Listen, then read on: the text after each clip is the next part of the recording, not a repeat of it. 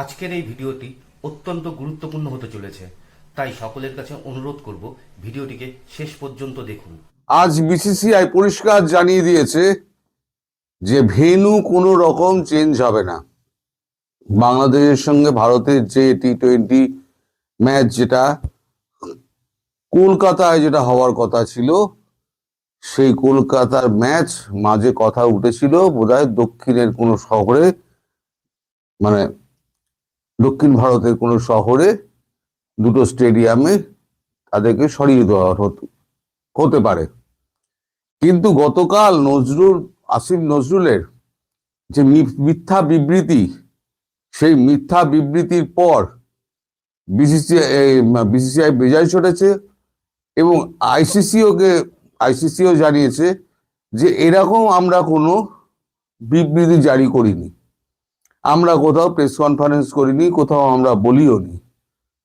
কি করে আমাদের নাম করে এই মিথ্যা ভাষণ দেওয়া হলো, এটা আমরা অবাক হয়ে যাচ্ছি এবং এটা অত্যন্ত নিন্দাজনক। মানে আচ্ছা করে আসিফ নজরুলকে ঠুকেছে। আর বিসিসিআই পরিষ্কার জানিয়ে দিয়েছে এই ঘটনার পর মুস্তাফিজুর রহমানকে নিয়ে যে রাজনীতির জল ঘোলা হচ্ছে, সেই জল ঘোলাটা না করলেও পারত। আমি প্রথমেই বলেছিলাম দোষটা বিসিসিআইয়ের, কিন্তু এটা নিয়ে যখন জঘন্য রাজনীতি হচ্ছে তখন বলতেই হয় যে এরা হচ্ছে একেবারে নির্লজ্জের দল। কেবল একটা মানে অবৈধ সরকারের মাথায় বসে এই নির্লজ্জগুলো লাঠি চালাচ্ছে এবং মিথ্যা বিবৃতি দিয়ে যাচ্ছে। এই মিথ্যা শিরোমণি যেগুলো আছে সেটা তাদের মধ্যে প্রথম হচ্ছে গিয়ে আমাদের ডক্টর ইউনূস, তারপরে হচ্ছে আসিফ নজরুল, 3 নম্বর হচ্ছে ডাস্টবিন শফিকুর রহমান, বোধহয় খুব সম্ভবত ডাস্টবিন শফিক নামেই তিনি বহুল চর্চিত। এখন এই ডাস্টবিন শফিক তিনি এখন চুপচাপ আছেন, তিনি খুব একটা ভাষণ টাষণ খুব একটা দিচ্ছেন না। আমি মাঝে মাঝে বলি তিনি গেলেন কোথায়। কিন্তু এই যে আমাদের নির্লজ্জ এই যে আসিফ নজরুল, ইনি একেবারে বলে দিলেন আইসিসির নাম করে।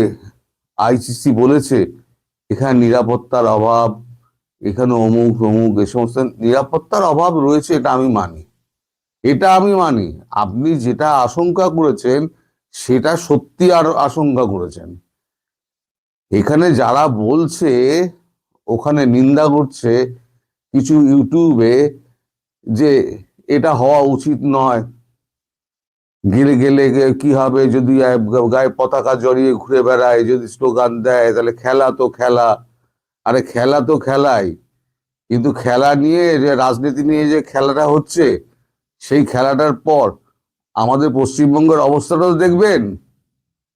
আপনি একটা ফ্ল্যাগ একটা বুকে এঁটে, বাংলাদেশের বুকে এঁটে আপনি একবার বর্ডার পেরিয়ে দেখুন। যারা এই ইউটিউবে যারা বলে বেড়াচ্ছেন না, তারা বুকে একটা বাংলাদেশের পতাকা লাগিয়ে, বা যদি বিনিময়ে বলে নাই বাংলাদেশ থেকে এসছি, ট্রেন থেকে কতবার আপনাকে নামিয়ে দেবে। চট থাপ্পড় খেলেও খুব একটা অবাক হওয়ার ব্যাপার নয়, কারণ আপনারা এতটাই বাংলার মানুষকে মিশিয়ে দিয়েছেন। তো এইখানে বাজে বার্তালাপ করে লাভ নেই। এখানে সত্যি আশঙ্কা রয়েছে, যদি বিসিসিআই বলেনি, যদিও আসিফ নজরুল সেটা বলেছেন নিজের মনের মতো, মনের মাধুরী মিশিয়ে তিনি এটা আইসিসির ঘাড়ে চাপিয়ে দিয়েছেন। আসলে বাংলাদেশ এলো কি গেল তাতে 2 পয়সার কিছু যায় আসে না। আমাদের জগমোহন ডালমিয়া, তিনি আপনাদের এই 6টা দেশকে মিলিয়ে ঝুলিয়ে নিয়ে তিনি আপনাদের এতে ইন্টারন্যাশনাল ক্রিকেটে খেলার ব্যবস্থা করে দিয়েছিলেন। তা কৃতজ্ঞতা তো দূরে থাক, আপনারা তো অকৃতজ্ঞ জাতি, সে তো আমরা মানলামই, কিন্তু একটা বাচ্চা ছেলেকে নিয়ে নোংরা রাজনীতি করবেন। দোষ বিসিসিআই, আমি তো প্রথমেই বলেছি দোষ বিসিসিআই।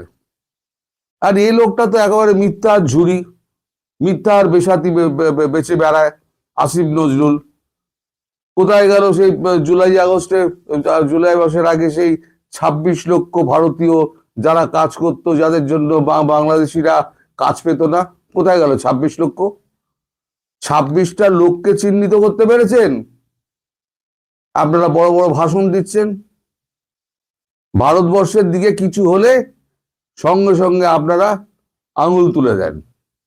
ভারতবর্ষের সীমান্তে যদি চোরা কারবারি যদি মারা যায়, তাহলেও সীমান্ত হত্যা, সীমান্ত হত্যা, সীমান্ত হত্যা করে চিল্লিয়ে মরেন।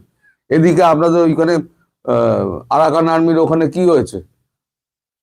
জনগণের কাছে আপনারা তো চেপে চেপে যাচ্ছেন, জনগণের কাছে বলছেন না। গত দুদিনের সংঘর্ষে 17 জন মারা গেছেন, তার মধ্যে 3 জন শিশু। 17 জন মারা গেছেন। আপনাদের এই যে ওই নৈখানছড়ি এলাকার 1 কিলোমিটার থেকে বেশি, প্রায় 1.5 কিলোমিটার থেকে একটু কম এলাকা তারা সম্পূর্ণ দখল করে নিয়েছে। আর আপনার হিজড়া সেনাবাহিনী ভারতের সঙ্গে লড়বে, হিজড়া সেনাবাহিনী তারা ওখানে বসে বসে কলা খাচ্ছে, আঙুল চুষছে, তারা ভারতীয় সৈন্যের মোকাবিলা করবে। কইয়ের না কর্তা ঘোড়ায় হাসবো, কথা বলে না, কইয়ের না কর্তা ঘোড়ায় হাসবো। আপনারা কথা বললেন না, ঘোড়ায় হাসবো এবার। তা আরাকান আর্মি কি হয়েছে? এই যে রাখাইনের মংডু এলাকায় আরাকান আর্মি সশস্ত্র হয়ে ঘুরে বেড়াচ্ছে, সেখানে ড্রোন অ্যাটাক পর্যন্ত করেছে। কয়েকটা ঘরবাড়ি ক্ষতিগ্রস্ত হয়েছে। টেকনাফের হোয়াইটাম, বলিবাজার আর ওইখানের পাসাংখালী ইউনিয়নের 11টা গ্রাম ক্ষতিগ্রস্ত হয়েছে। এই যে আপনাদের এখানে যে এই সমস্ত হামলা হচ্ছে, আরাকান আর্মি প্রথমে তো এদের খুব সশস্ত্র করেছিলেন। ইউরোপিয়ান ইউনিয়ন পয়সা দিয়েছিল, আমেরিকা পয়সা দিয়েছিল, আরাকান করিডোর করতে গেছিলেন খলিলুর রহমানকে দিয়ে। সেটা যখন হলো না, তখন আপনারা এবারে ওই কি বলে ফ্র্যাঙ্কেস্টাইন তৈরি করেছেন। ফ্র্যাঙ্কেস্টাইনের হাতে এবার মার খান। বাংলাদেশে কতটা এলাকা এই ফ্র্যাঙ্কেস্টাইনরা গিলে নেয় সেটা দেখে নিন। ভারতবর্ষ গিলবে কি না গিলবে সে তো পরের ব্যাপার, ভারতবর্ষ গিললে তো গোটা বাংলাদেশকে গিলে নেবে। কিন্তু আরাকান আর্মি যে তাকে সামলাতে পারছেন না, ভারতবর্ষকে সামলাবেন। হরিদাস পাল আমার যত মিথ্যাবাদী একটা সংগঠন এসে দেশটাকে দখল করে রেখে দিয়ে দেশের 12টা বাজাচ্ছে। আর শুনুন সার্জিও ঘোর কি বলেছে। আর একটা কথা, এই যে আপনাদের ওই যে এক মৌলানা বলেছে না, হ্যাঁ কি পীর, আমাদের 50 লক্ষ আছে, তার মধ্যে 5 লক্ষ একটু আরাকান আর্মির দিকে ছেড়ে দিন না, 50 লক্ষ ছাড়তে হবে না, 1 লক্ষ ছাড়ুন। আপনাদের সন্ত্রাসবাদী যে আছে আপনাদের পকেটের মধ্যে পড়ে আছে, 1 লক্ষ ছাড়ুন। আরাকান আর্মির সঙ্গে লড়ার সে ক্ষমতা নাই, শুধু বড় বড় বাতেলা।